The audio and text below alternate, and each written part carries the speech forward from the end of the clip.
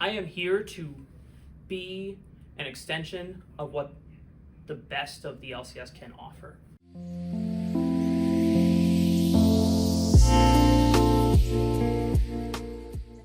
Hello everybody, Robert Haynes here with the Game House, and I'm with Raafaa. Oh my goodness, I'm so excited for this one. How have you been doing? Dude, it's been an incredible roller coaster over the entire year, and I wish I could explain all the nitty-gritty details, but to just put it succinctly, it's been so unforgettable.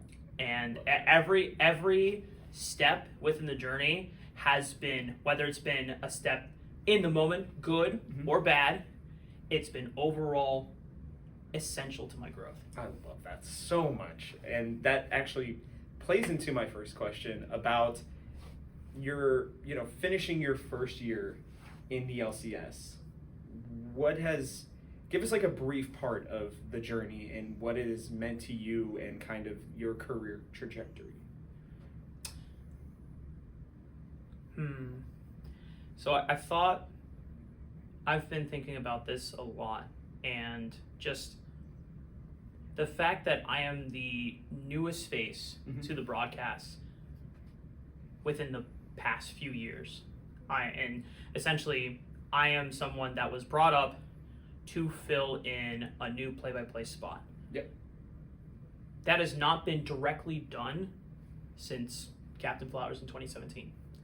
It's been like 6 years essentially.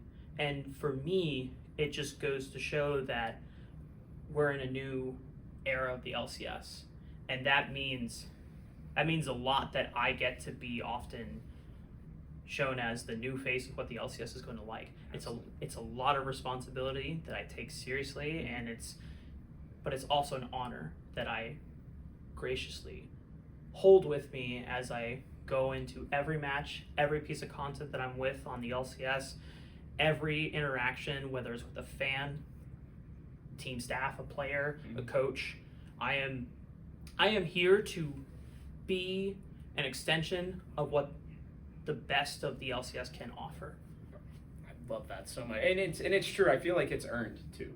To be fair, you've worked really, really hard to get here, and so it's been super fun to watch from the early beginnings of what you have done, and been able to get here to the point where you just played guitar for Silver Scrapes on the LCS Finals stage.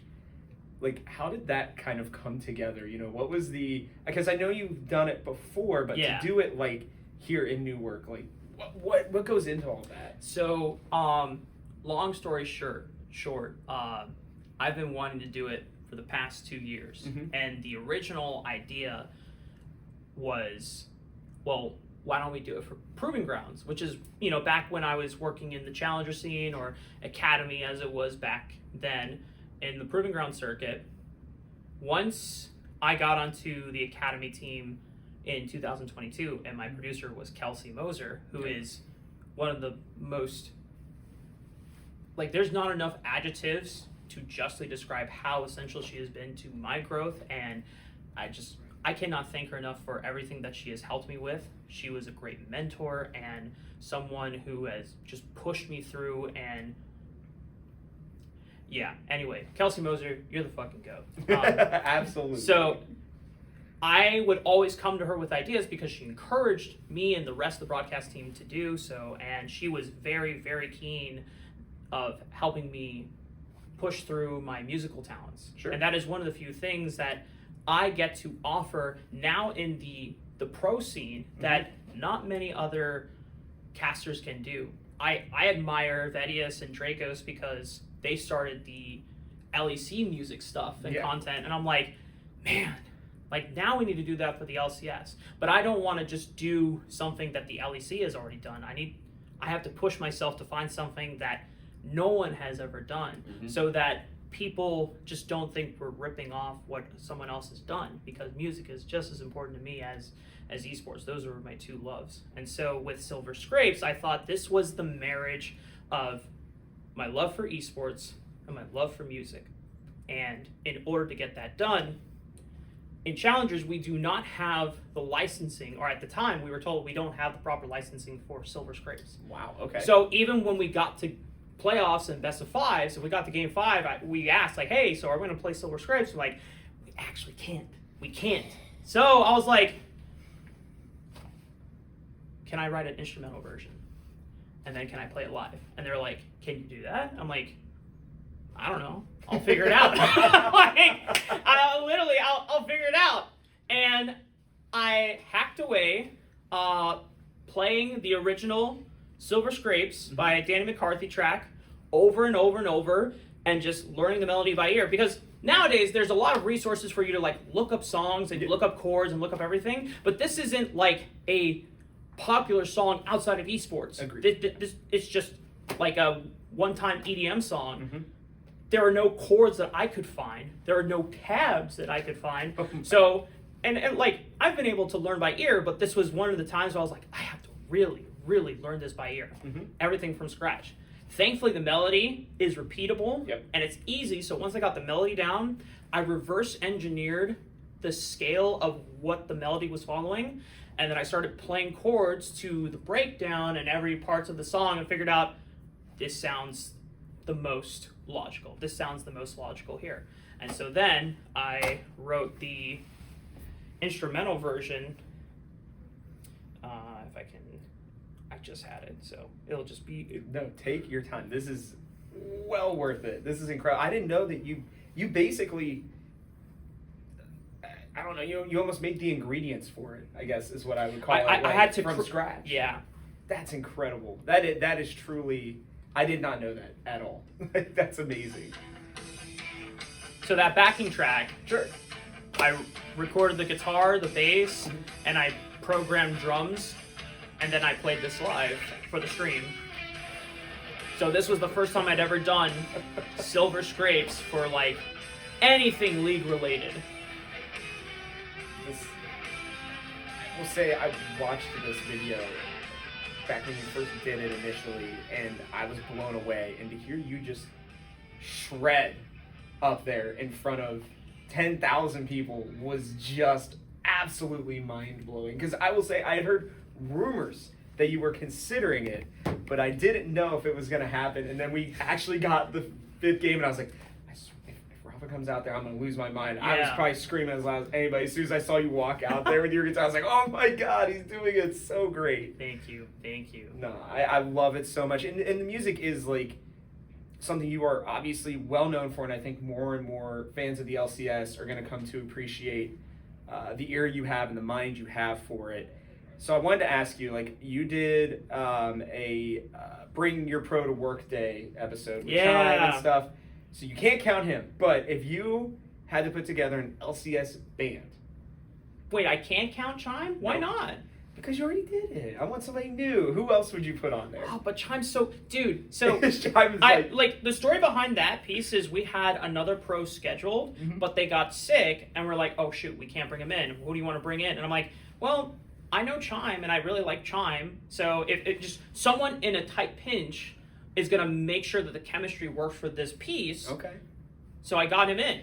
And so then I explained to him what the premise was once he got here, and he was like, oh... I actually played drums and piano growing up. I was like, no fucking shot. I lucked out that Chime was musically inclined. So great. when it came to him like playing the drums, he actually could play the drums and play percussion. That's incredible. So that was like insanely lucky. And so it made the energy and the chemistry between us in the shoot more natural, because I was just genuinely excited. I didn't have to force anything. It was just like, oh my God, like we're vibing and being a couple of music dorks right now. I love that. Okay, fine. That was worth it. So you get him on the band. Cool. Who else are you adding? It could be casters, coaches. So Who else? Pastry tells me that Mark Zimmerman actually plays bass, but he has never talked about it. He has never told anyone. So I don't know if that's legit or not, but that's what Pastry tells me. And Pastry also has some music experience. I don't remember what it all is, but he has a good voice. So and he like understands like pitch and everything. So Sure. like I would also I would have to figure out what music genres would fit best, but I know Gabby is musically inclined. Yeah. So like I don't know if she would be down for like, you know, the music genres that I'm into, which is more like rock stuff. Pop punk is like my kind of like home base foundation, and then if I want to branch into any other genre, I start with a pop punk base, and I'm like, okay, how do I turn this into like rap? How do I turn this into dubstep? How do I turn this into electronic? All that stuff, right? Okay. And then I mean, if we're gonna go into like my big project, my big concept idea is being able to do a rap rock song, like kind of in the style of like Limp Bizkit and Rage Against the Machine, but with Captain Flowers. I think that would go so hard. I think that would go so hard. And like even like Linkin Park would be so cool. And it's just really hard because I pitched him the idea and he's like, I like the idea, but it has to be good. Like, because it's either going to be amazing or it's going to be really cringe. And I don't know if we can be cringe with this one. Like, even if we're really funny about it, it's like rap rock that's got to be tight. So but maybe in the future. Okay, so we got a lot of good tidbits there because I feel like maybe next year is going to be when we really see the evolution of all of that. Hopefully, that would be dope. I learned the hard way of how much time like the back end needs to ideate and get content underway, because I would have ideas the week of, and in challengers we would do things and execute on the week of because we don't have a real budget compared to what the LCS has. We don't have as many resources as they have. So in my head I'm like, okay, well, if we're able to do this with challengers, surely I can do this LCS. And they're like, we can't just do that. We have to schedule things. We need to set up call times for people. We need to set up proper shoots. We need to make sure that this lines up with what everything's going to be. And I think the biggest thing is that it needs to be up to a certain standard. It cannot be just whatever scuffed stuff that we edit on challengers and just shoot out. You know, LCS wants to maintain a certain level of production to it at the end of the day, so that the fans who have been longtime LCS fans and may not really get the scuffedness of it are just going to be like, what the fuck is this? You know, which it did happen on a couple of the music pieces I did in spring. There's, you know, a small minority of people who really appreciated what I did, and thank you. Yeah. And there's other people who are just like, what the fuck is this? You know, it's the new way of the LCS, and we got a few more minutes here, and I just wanted to run through some rapid fire questions. Sure. Okay. My first one is favorite moment of the year from casting, everything. I mean, dude, Silver Scrapes yesterday was something I've been waiting on. I had a feeling. But I will say my other favorite moment was the TL Golden Guardians cast. Oh.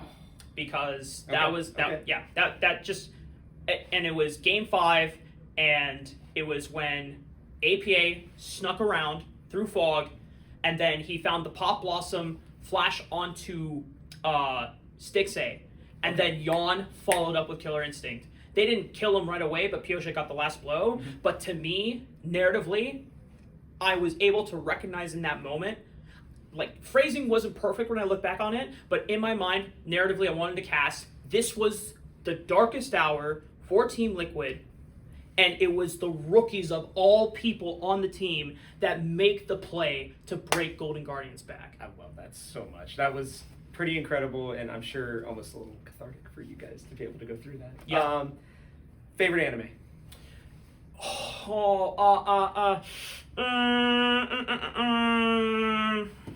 Haikyuu. Okay. Love that. Yeah. Great choice. There's a lot of good ones. Favorite band? That's going to be even harder, probably. Oh, motherfucker. I will say Linkin Park. Okay. Another great choice. We'll see about this one, though. This is going to divide the fan base. Yeah. Favorite League of Legends champion? Oh, Nidalee. Okay. Yeah. Good skill expression. No doubt. Yeah. Last one. favorite Pokemon? So this is why I started chuckling, because I noticed that you also have the case of my favorite Pokemon, No. Okay. Ampharos. And so, and here's Let's go. and here's why. Very short explanation. I'm a big fan of electric Pokemon in general, Same. and like Pikachu happened to be just the face of the mascot, Mhm. and so in general, I was always a Pikachu fan, still am. But I hate being called like, oh, you don't really like Pokemon. You're not like a real fan. I'm like, no, bro. I love Pikachu, and I love all electric types. So then I was like, well, you know what? I'm tired of being called a poser, so I'm gonna look through electric Pokemon. And then I remembered that Flaffy was always like this really cute but really dope Pokemon. I was like, okay, I'm gonna see what the final evolution is. And then Ampharos was cool, but then frickin' the Mega Ampharos with the dragon form, that shit is fire. That shit is so Absolutely. dope. Dragon electric type, baby. I cannot disagree with you whatsoever. I'm so glad to finally meet an Ampharos person as well. So Bye, bitch. hell yeah. Well, thank you guys so much. Thank you so much for taking the time. My pleasure. And do you have any last words for the fans? Thank before we you. Sign off. Just thank you all for supporting the show. Thank you all for supporting the players. This is, not the LCS that it always used to be, but my job is to bring in a new era of the LCS and hopefully find a renaissance that, we can still continue to enjoy as we look forward to the future. People like Raafaa, how can you not get excited? Thank you so much, guys.